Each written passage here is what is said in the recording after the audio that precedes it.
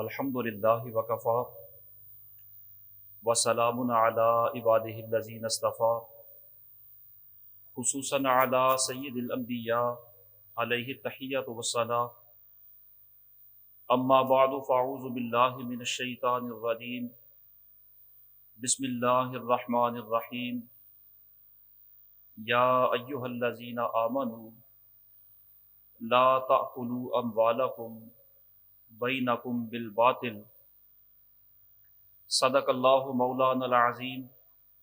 وبلغنا رسولہ النبی الکریم الامین ونحن علی ذلک لمن الشاہدین والشاکرین والحمد للہ رب العالمین ان اللہ وملائکتہ یصلون علی النبی یا ایہا الذین آمنوا صلو علیہ وسلموا تسلیما الصلاۃ والسلام علیک یا سیدی یا رسول اللہ وعلی آلک واصحابک یا سیدی یا حبیب اللہ الصلاۃ والسلام علیک یا شفیع المذنبین وعلی آلک واصحابک یا رحمۃ للعالمین۔ بعد از حمد و ثنا، آج جمعۃ المبارک کی اس نشست میں ٹرانسپورٹ کے حوالہ سے چند احکام شرعیہ آپ کے سامنے عرض کرنا مقصود ہے۔ اللہ کریم کلمات حقہ کو زباں پر جاری و ساری فرمائے۔ اس دنیا میں رہتے ہوئے ہمیں یقیناً مختلف مواقع اور مختلف جگہوں پر آنے جانے کی، سفر کرنے کی ضرورت درپیش ہوتی ہے، اور یہ سارا مواصلات کا سسٹم،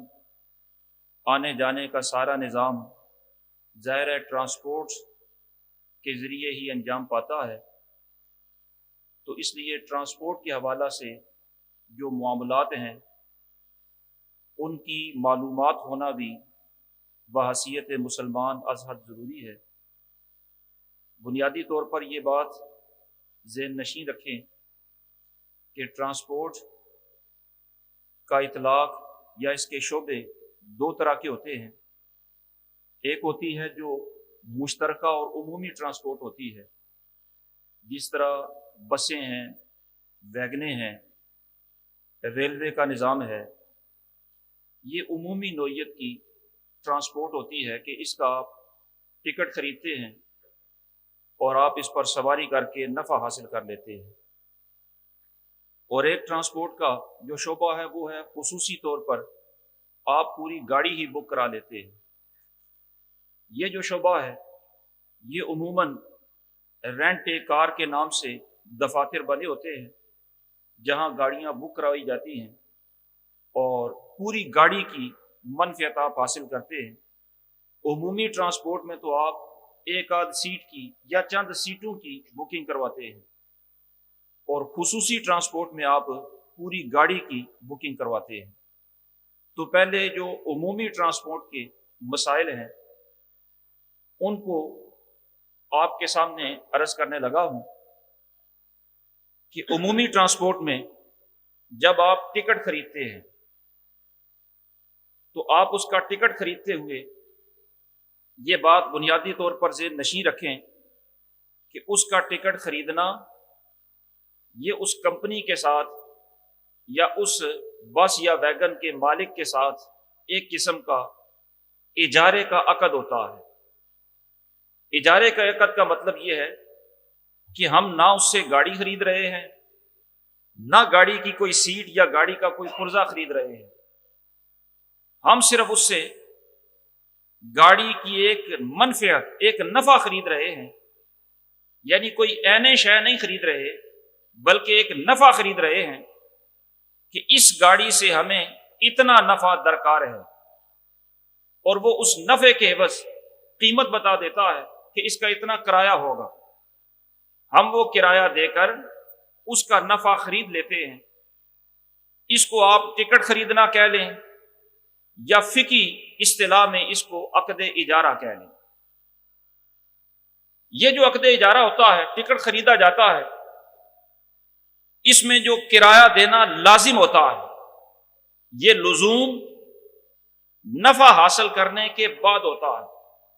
یعنی جب آپ مطلوبہ منزل تک پہنچ جائیں تو پھر کرایہ دینا لازم ہو جاتا ہے۔ البتہ سہولت کے پیش نظر وہاں پہنچنے سے پہلے، یعنی جہاں بھی آپ نے جانا ہے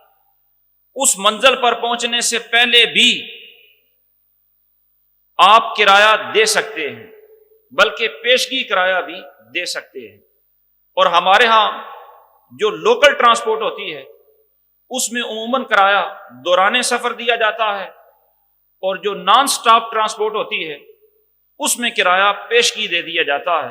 یہ دونوں صورتوں کا کرایہ جائز ہے، دوران سفر دے دیں یا پیشگی دے دیں۔ ایڈوانس بکنگ بھی بعض اوقات ہوتی ہے، اور خاص طور پر جب عید کا موقع ہوتا ہے یا سواریوں کا زیادہ رش ہوتا ہے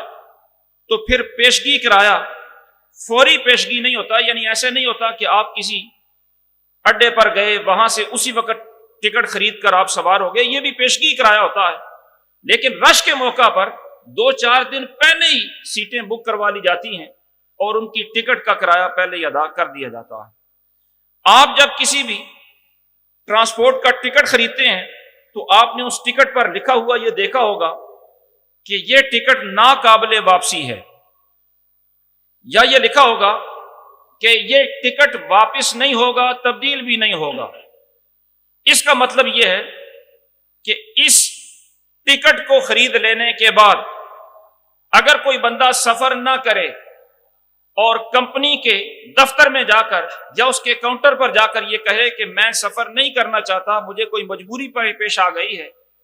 مہربانی کریں یہ ٹکٹ واپس لے لیں، مجھے میری رقم دے دیں، تو وہ جو لکھا ہوتا ہے اس پر اس کے حساب سے وہ رقم واپس نہیں کرتے، کیونکہ انہوں نے لکھا ہے کہ یہ ٹکٹ ناقابل واپسی ہے، یہ ٹکٹ تبدیل بھی نہیں ہوگا، واپس بھی نہیں ہوگا۔ تو یہ جو لکھا ہوتا ہے یہ قانونی معاملات سے بچنے کے لیے وہ لکھ دیتے ہیں، حالانکہ شرعی طور پر عقد اجارہ کا اصول آپ نے سماعت فرما لیا کہ عقد اجارہ میں بدل اجارہ یعنی عوض دینا لازم تب ہوتا ہے جب منفعت پوری حاصل کر لی جائے۔ منفعت حاصل کرنے سے پہلے بدل اجارہ دینا لازم نہیں ہوتا، صرف جائز ہوتا ہے۔ اس کا مطلب یہ ہے کہ جب ٹکٹ خریدا تو ٹکٹ تو خریدا نفع حاصل کرنے کے لیے کہ میں یہاں سے دوسرے شہر میں جاؤں گا، جب یہ نفع حاصل کر لے، سفر اپنا مکمل کر لے، یعنی اس ٹکٹ کو استعمال کر لے، پھر تو اس کا کرایہ دینا لازم ہو جاتا ہے، اور سفر کرنے سے پہلے، منزل پر پہنچنے سے پہلے اس کا کرایہ دینا لازم نہیں ہوتا۔ جب وہ کرایہ دینا لازم ہی نہیں، ابھی اس بندے نے سفر کیا ہی نہیں، صرف ایک معاہدہ کیا ہے کہ میں آپ کے ساتھ سفر کرنا چاہتا ہوں، آپ سے یہ نفع لینا چاہتا ہوں، صرف معاہدہ کیا ہے، اس معاہدے سے وہ کرایہ لازم نہیں ہوتا۔ اس لیے ماس ٹکٹ پر لکھ دینے سے کہ ٹکٹ واپس نہیں ہوگا، شرعی طور پر وہ کمپنی یا وہ کاؤنٹر، وہ ادارہ بری الذمہ نہیں ہوگا، بلکہ اس پر یہ لازم ہے کہ اگر مجبوری پیش آ جائے کسی کو، کسی مسافر کو، تو وہ ٹکٹ واپس لے اور اس کا کرایہ اس کو واپس ادا کرے، یہ اس کے ذمہ لازم ہے شرعی طور پر۔ البتہ اس میں اتنی رعایت ضرور رکھنی چاہیے کہ اگر ٹکٹ واپس لینے میں فی الواقع ان کا کوئی خسارہ، کوئی نقصان ہو، یعنی اس کو ٹکٹ دینے کے بعد کوئی اور سواری آئی، انہوں نے اس کو واپس کر دیا یہ کر کہ ہماری سیٹ بک ہو چکی ہے، اب اگر یہ ٹکٹ واپس کریں تو بر وقت انہیں سواری نہیں ملتی، واقعی ان کا اگر کوئی نقصان ہوتا ہے تو وہ اپنے نقصان کی تلافی اس سے کر سکتے ہیں۔ نقصان کی تلافی کرنا اور بات ہے، ٹکٹ کا ناقابل واپسی ہونا یہ ناجائز ہے، یہ شریعت مطہرہ کے اندر جائز نہیں ہے۔ البتہ اتنا ضرور ہے کہ اگر کوئی واقعی مجبوری ہو تو پھر ٹکٹ واپس کیا جا سکتا ہے، یعنی اجارہ فسخ کیا جا سکتا ہے عذر کی بنا پر، مجبوری کی بنا پر۔ لیکن اگر مجبوری نہ ہو، خواہ مخواہ کوئی بندہ یہ چاہے کہ ٹکٹ لے کر بغیر کسی مجبوری کے وہ واپس کرنا چاہے تو بغیر مجبوری کے ٹکٹ واپس کرنے کی شرعی طور پر اسے اجازت نہیں ہے، اس لیے کہ یہ معاہدہ ہوا ہے اجارے کا، یہ وعدہ ہوا ہے کہ میں آپ کے ساتھ سفر کروں گا۔ اب بغیر مجبوری کے اگر وہ واپس کرتا ہے تو اس کا مطلب ہے اپنا کیا ہوا وعدہ وہ توڑ رہا ہے، جبکہ قرآن مجید فرقان حمید ارشاد فرماتا ہے یا ایھا الذین آمنوا اوفوا بالعقود، اے ایمان والو جو عقد تم نے کیے ہیں اپنے ان عقدوں کو پورا کرو۔ اور اسی طرح قرآن مجید ارشاد فرماتا ہے اوفوا بالعہد ان العہد کان مسئولا، کہ جو وعدے کرتے ہو انہیں پورا کیا کرو، اس واسطے کہ قیامت والے دن ان وعدوں کے متعلق تم سے پوچھا جائے گا، سوال کیا جائے گا۔ تو بغیر مجبوری کے کوئی بندہ ٹکٹ خرید کر واپس کرے یا ٹکٹ خرید کر وہ اس لیے تبدیل کرے کہ رش کا موقع ہے میں مہنگا اسے بیچوں گا، یہ چیزیں اس کے لیے جائز اور مناسب نہیں ہیں۔ اسی طرح بعض اوقات ایسا بھی ہوتا ہے کہ اگر بغیر مجبوری کے بندہ ٹکٹ واپس کرے تو وعدہ خلافی تو اپنی جگہ پر، اس میں بعض اوقات کمپنی کا بھی نقصان ہوتا ہے کہ انہیں بر وقت دوسری سواری نہیں ملتی۔ تو کسی کا نقصان چاہنا، کسی کا ضرر چاہنا، یہ بھی تو کسی کے لیے جائز اور مناسب نہیں ہوتا۔ تو عرض کرنے کا مقصد یہ ہے کہ ٹکٹوں پر جو لکھا ہوتا ہے کہ یہ واپس نہیں ہوگا، یہ قابل مواخذہ، شرعی طور پر قابل مواخذہ عبارت ہے، اس سے وہ بری ذمہ نہیں ہوں گے۔ اگر واقعتاً کسی کی مجبوری ہو تو وہ واپس کر سکتا ہے اور کمپنی اس کی رقم واپس دینے کی پابند ہوتی ہے شرعی طور پر۔ اور اگر کسی کی مجبوری نہ ہو تو پھر مسافر کو یہ چاہیے کہ اپنے وعدے کو پورا کرے، وہ ٹکٹ استعمال کرے اور خواہ مخواہ رقم کی واپسی کا مطالبہ نہ کرے۔ دوسرا مسئلہ جو یہاں قابل توجہ ہے وہ یہ ہے کہ ٹکٹ لینے کے بعد کسی نے سفر شروع کر دیا، دوران سفر بعض اوقات ایسا ہوتا ہے کہ رستے میں گاڑی خراب ہو گئی، مزید وہ سفر کے قابل نہیں رہی، یا روڈ بلاک ہو گیا اور مزید آگے سفر جاری رکھنا ممکن نہیں رہا، یا موسمی حالات ایسے ہو گئے کہ اب یہ جہاز یا گاڑی مزید سفر کر نہیں سکتی، تو رستے کے اندر گاڑی نے کسی بھی عذر کی وجہ سے سواریوں کو اتار دیا اور کہا کہ مزید ہم آپ کو اپنے اگلی منزل تک نہیں لے کے جا سکتے۔ تو جس طرح مسافر کے لیے عذر کی بنا پر اس وعدہ کو، اس عقد کو فسخ کرنا، ختم کرنا جائز تھا، اسی طرح کمپنی کو بھی کسی عذر کی بنا پر اس معاہدہ کو فسخ کرنا اور ختم کرنا جائز ہے۔ یعنی دوران سفر اگر واقعتاً انہیں عذر پیش آ گیا تو وہ اس معاہدہ کو ختم کرنے کے مجاز ہوتے ہیں۔ اور معاہدہ ختم کیسے ہوگا؟ جتنا سفر طے کر لیا اتنا کرایہ وہ وصول کر لیں گے، اور جتنا سفر رہ گیا اتنی رقم وہ واپس کرنے کے پابند ہیں۔ اسی طرح اگر وہ ابتدا میں ہی سفر کرنے سے پہلے ہی گاڑی خراب ہو گئی اور متبادل گاڑی کا وہ انتظام نہیں کر سکتے تو بھی عذر کی بنا پر ابتدا میں ہی اس عقد کو فسخ کر سکتے ہیں، یعنی آپ کو آپ کی رقم واپس دے کر اپنا ٹکٹ واپس لے سکتے ہیں۔ تو شرعی طور پر اس کی جو حیثیت ہوتی ہے ٹکٹ لینے کی، وہ عقد اجارہ کی ہوتی ہے، اور عقد اجارہ کا اصول آپ نے سماعت فرما لیا کہ اس کا بدل منفعت حاصل کرنے کے بعد لازم ہوتا ہے، اور منفعت حاصل کرنے سے پہلے اس کا بدل لازم نہیں ہوتا، البتہ پیشگی بدل دینا جائز ہوتا ہے۔ ایڈوانس بکنگ کرائی جا سکتی ہے،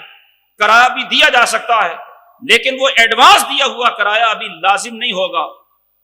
اور کسی عذر کی بنا پر اسے فسخ کریں، اس معاہدہ کو ختم کریں، سفر نہ کرنا چاہیں تو وہ دیا ہوا کرایہ واپس دینا پڑے گا اور اس کو ضبط نہیں کیا جا سکتا۔ دوسرا جو توجہ طلب مسئلہ ہے ٹرانسپورٹ ہی کے حوالہ سے وہ یہ ہے کہ بعض اوقات مسافر کے پاس سامان ہوتا ہے اور سامان اگر دوران سفر ضائع ہو جائے، گم ہو جائے، یا وہ سامان ٹوٹ جائے، اس کے اندر کوئی نقصان پیدا ہو جائے، تو اس نقصان کی تلافی کون کرے گا؟ ظاہر ہے یہ جو کمپنی ہوتی ہے یہ کمپنی اجیر مشترک ہوتی ہے، اور اجیر مشترک سے اگر کوئی چیز ضائع ہو جائے تو وہ اس کی ذمہ دار ہوتی ہے۔ اس کا مطلب یہ ہے کہ اگر نقصان ہو گیا، ضائع ہو گیا یا گم ہو گیا تو وہ کمپنی دیندار ہے،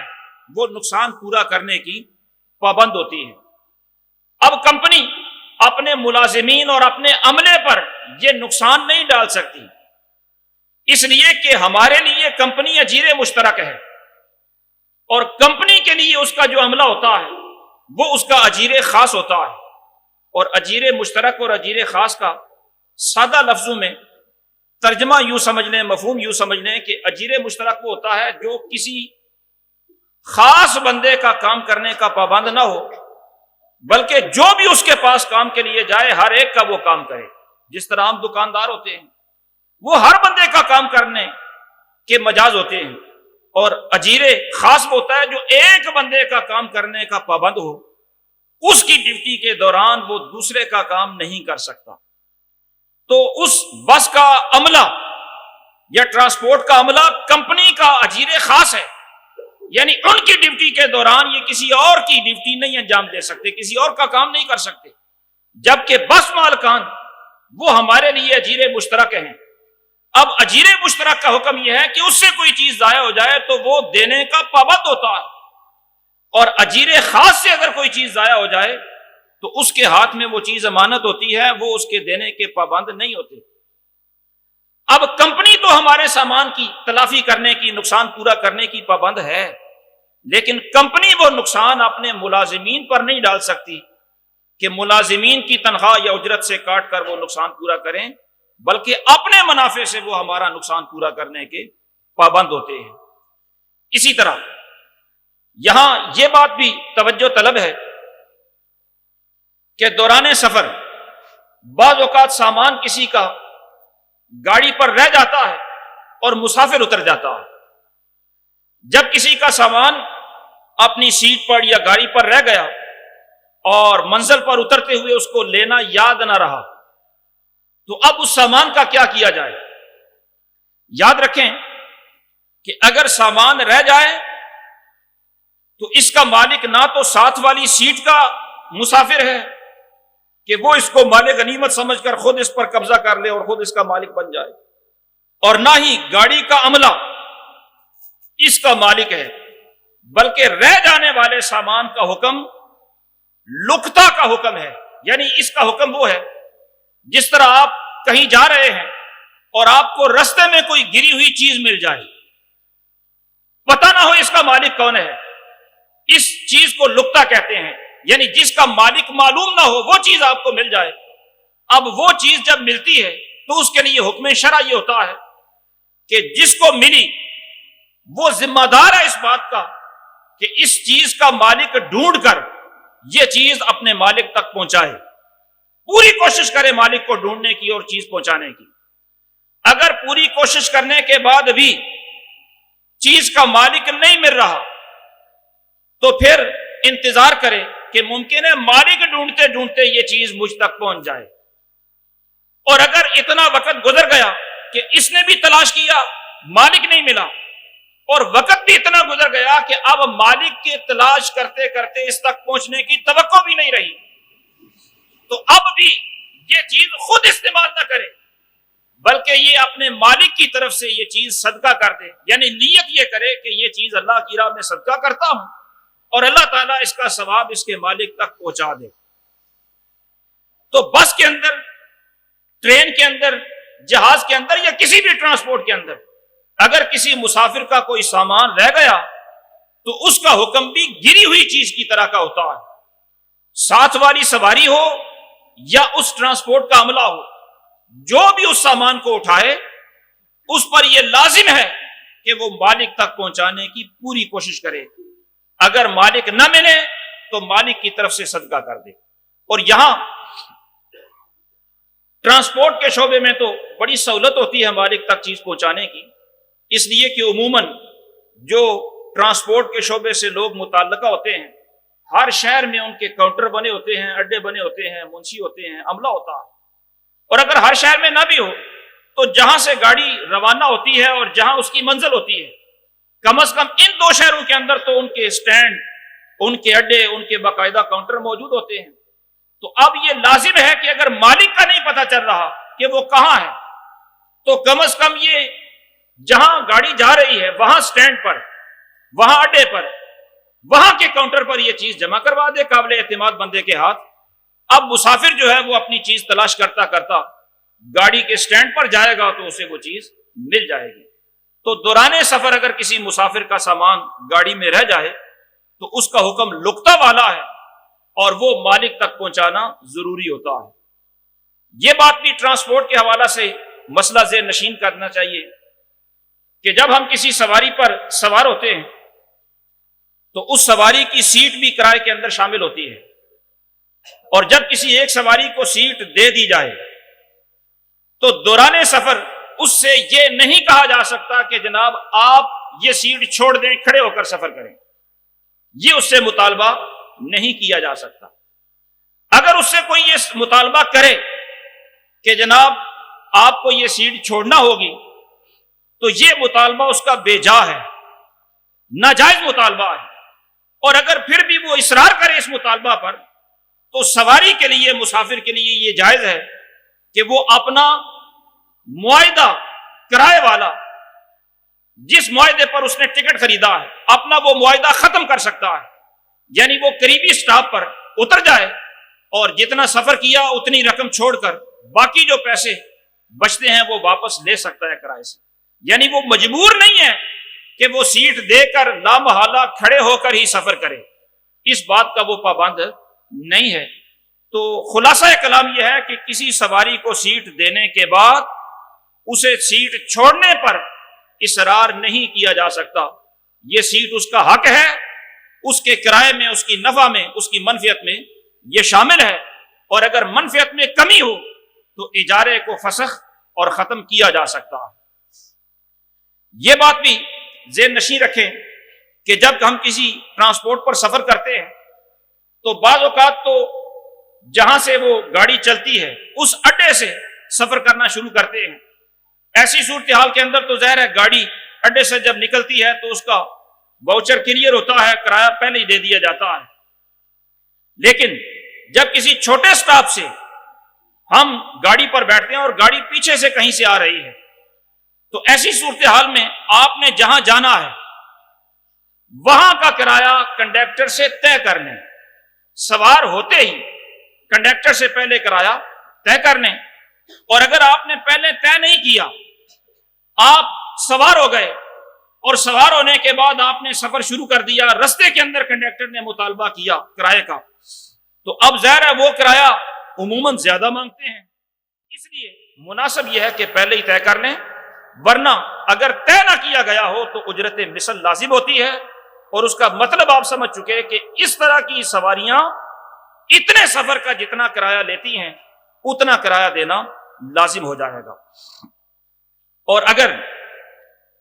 ایسی کوئی صورت پیدا ہو جائے کہ سواریوں کا رش زیادہ ہو جائے،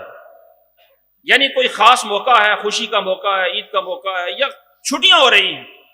تو آپ نے دیکھا ہوگا کہ ان مواقع پر لوگ کرایوں کو بڑھا دیتے ہیں اور خواہ مخواہ بڑھا دیتے ہیں. اور ہمارے ہاں یہ سسٹم ہے لوگوں کا استحصال کرنے کا، ظالمانہ ایک سسٹم ہے کہ جب کسی چیز کی مانگ بڑھ جاتی ہے تو اس کی قیمت خواہ مخواہ ہی بڑھا دیتے ہیں. یاد رکھیں کہ خواہ مخواہ قیمتیں بڑھانا یہ جائز نہیں ہوتا، مناسب نہیں ہوتا. اور ویسے بھی سرکاری طور پر پابندی ہوتی ہے، ایک کرایہ نامہ گورنمنٹ طے کر کے دیتی ہے، تو یہ مناسب نہیں ہے. اگر واقعتاً ڈیزل کی قیمتیں بڑھی یا پیٹرول کی قیمتیں بڑھی یا واقعتاً ان کا خرچہ زیادہ آ رہا ہے یا رش کا موقع ہے اور رش اتنا ہے کہ یہاں سے گاڑی جاتے ہوئے تو سواری مل جاتی ہے، وہاں سے واپس آتے ہوئے سواری نہیں ملتی، تو اس طرح واپس بھی آنے کا ان کو خرچہ کرنا پڑتا ہے، واقعی ان کا کوئی خرچہ ہوتا ہے تو پھر گورنمنٹ کے ساتھ مذاکرات کر کے اپنے معاملات طے کر کے وہ جائز کرائے کے اندر اضافہ کر سکتے ہیں، لیکن جتنا کرائے میں اضافہ کریں وہ اضافہ باقاعدہ کسی شیٹ پر پرنٹ کر کے سامنے آویزہ کریں تاکہ جو مسافر ہے اس کو دھوکہ نہ ہو۔ ممکن ہے مسافر کے ذہن میں گزشتہ سفر والا کرایہ اس کے ذہن میں ہو، وہ اس کرایے کو ذہن میں رکھ کر سوار ہو جائے اور اب دوران سفر اس سے کرایہ زیادہ مانگا جائے تو اس کے لیے پریشانی ہوگی، اس کو دھوکہ ہوگا۔ اس لیے اولاً تو خواہ مخواہ کرائے کے اندر اضافہ کرنا یہ مناسب نہیں، اور اگر کسی مجبوری کی وجہ سے کر بھی دیا جائے تو جتنا اضافہ کیا اسے سامنے آویزاں کیا جائے تاکہ مسافر اس کو دیکھے، اگر اسے وارا کھاتا ہو تو پھر وہ سفر کرے، ورنہ وہ کسی اور گاڑی پر سفر کر لے۔ ٹرانسپورٹ کے اندر یہ بات بھی بعض اوقات دیکھی گئی ہے کہ کوئی سواری اپنے سفر کے لیے 2 نشستیں مخصوص کروا لیتی ہے اور 2 نشستیں بک کروا لیتی ہے۔ یہ 2 نشستیں بک کروانا جائز ہے، لیکن اس کے لیے شرط یہ ہے کہ کوئی وجہ ہو، کوئی سبب ہو، پھر یہ جائز ہے۔ اور سبب کوئی بھی ہو سکتا ہے، واقعی کوئی سبب ہونا چاہیے۔ مثلاً سبب یہ ہو سکتا ہے کہ سفر لمبا ہے اور سواری کو یہ خدشہ ہے کہ لمبے سفر میں مجھے نیند آئے گی، اگر میرے ساتھ کوئی سواری ہوئی تو بار بار نیند کے عالم میں اس پر گروں گا، اس کو تکلیف ہوگی، تو اس لیے میں آرام سے سفر کر سکوں، آرام سے نیند کر سکوں، کسی دوسرے کو تکلیف نہ ہو، اس لیے وہ اکٹھی 2 سیٹیں اپنی بک کروا لیتا ہے۔ یا اس لیے کرواتا ہے کہ وہ بندہ خود مریض ہے اور وہ ایک سیٹ پر اگر بیٹھے تو اسے تکلیف ہوتی ہے، واقعتاً تکلیف ہوتی ہے، اور وہ اپنی تکلیف سے بچنے کے لیے 2 سیٹیں بک کروا لیتا ہے۔ یا وہ کوئی مسافر خاتون ہے اور اس ڈر سے 2 سیٹیں بک کروا لیتی ہے کہ میں اگر دوسری سیٹ اپنے ساتھ والی بک نہیں کرواؤں گی تو ممکن ہے کوئی اجنبی مرد یہاں پر آ کر بیٹھے، اور یہ تو مناسب نہیں ہے، اس لیے وہ اپنی دونوں سیٹیں بک کروا لیتی ہے۔ اور بعض اوقات ایسا بھی ہوتا ہے کہ کوئی بچہ ہے، کوئی سامان ہے، اور سارے رستے اسے گود میں رکھنا ممکن نہیں، تو وہ ساتھ والی سیٹ آسانی، یعنی کوئی نہ کوئی وجہ ہو تو پھر 2 سیٹیں ایک سواری بک کروا سکتی ہے۔ اور اگر وجہ کوئی نہیں، خواہ مخواہ لوگوں کو دکھانا ہے کہ باقی ایک سیٹ پر جاتے ہیں، میں 2 پر جاتا ہوں، یعنی باقی گاڑی والوں پر اپنی مالداری کا، اپنے پیسے کا یا کسی بھی بات کی شوخی مارنا مقصود ہے، تو پھر یاد رکھیں کہ جو ضرورت ایک سیٹ سے پوری ہو سکتی ہے، دوسری سیٹ بک کروانا اس بندے کے لیے اسراف ہوتا ہے، اور اسراف شریعت مطہرہ کے اندر منع ہوتا ہے، ناجائز ہوتا ہے۔ بلکہ یہ تو بعض اوقات لمبا سفر آتا ہے، اس پر تو سینکڑوں کی بجائے بعض اوقات کئی ہزار روپے بھی کرایہ آ جاتا ہے دوسری سیٹ پر، یہ ہزاروں کا بھی اسراف ہوتا ہے۔ شریعت مطہرہ نے تو وضو کرنے کے اندر جو چند چلو پانی فالتو استعمال کیا جاتا ہے، اس اسراف کو بھی سرکار دو عالم صلی اللہ تعالی علیہ وسلم نے منع فرمایا۔ سرکار نے ایک شخص کو دیکھا کہ وہ وضو کر رہا تھا، تو سرکار نے اسے ارشاد فرمایا لا تسرف، پانی ضائع نہ کرو، اسراف نہ کرو۔ عرض کی گئی یا رسول اللہ کیا اس نیکی کے اندر، وضو کے اندر بھی اسراف ہے؟ تو سرکار نے فرمایا ہاں، ہر شے کے اندر اسراف ہوتا ہے۔ تو اگر کوئی وجہ نہ ہو تو پھر دوسری سیٹ خواہ مخواہ بک کروانا یہ اسراف ہے، اور اگر کوئی واقعی وجہ ہو، ایک سیٹ تنگ ہے اور اس کے لیے مشکل کا باعث ہے، کوئی عذر ہے، تو پھر 2 سیٹیں بک کروائی جا سکتی ہیں۔ اسی طرح دوران سفر اگر کوئی ایسا موقع آ جائے کہ بسوں پر عموماً 2 سیٹیں اکٹھی ہوتی ہیں اور مرد و زن کو، اجنبی مرد و زن کو ایک سیٹ پر 2 سیٹوں پر بیٹھنا پڑے تو مشقت برداشت کر لے، لیکن کسی غیر محرم مرد کے ساتھ یا غیر محرم عورت کے ساتھ بیٹھنا اس کے لیے جائز نہیں ہے۔ غیر محرم مرد کے ساتھ ظاہر ہے یہ عورت ہوگی تو غیر محرم مرد کے ساتھ نہیں بیٹھے گی، اور یہ مرد ہوگا تو غیر محرم عورت کے ساتھ بیٹھنا اس کے لیے جائز نہیں ہے۔ اس کے لیے اتنا سخت سرکار دو عالم صلی اللہ تعالی علیہ وسلم کا فرمان ذیشان ہے۔ سرکار نے فرمایا کہ کیچڑ میں آلودہ خنزیر کے ساتھ تمہارا جسم مس ہو جائے، ویسے ہی خنزیر کے ساتھ جسم مس ہو جائے تو قابل نفرت ہوتا ہے، لیکن سرکار نے فرمایا کیچڑ میں آلودہ خنزیر کے ساتھ تمہارا جسم مس ہو جائے، یہ بہتر ہے اس سے کہ کسی اجنبی عورت کے ساتھ تمہارا جسم مس ہو۔ اتنی سخت اس کی وعید ہوتی ہے۔ تو دوران سفر بھی اگر کوئی ایسی نوبت آ جائے تو ہرگز کسی غیر محرم کے ساتھ بیٹھنا جائز نہیں ہے۔ کھڑے ہو کر سفر کر لے یا کسی دوسری گاڑی پر سفر کر لے، لیکن یہ طریقہ اختیار نہ کرے۔ دعا ہے اللہ رب العالمین انہی کلمات کو شرف قبولیت اختیار فرمائے۔ وما توفیق الا باللہ۔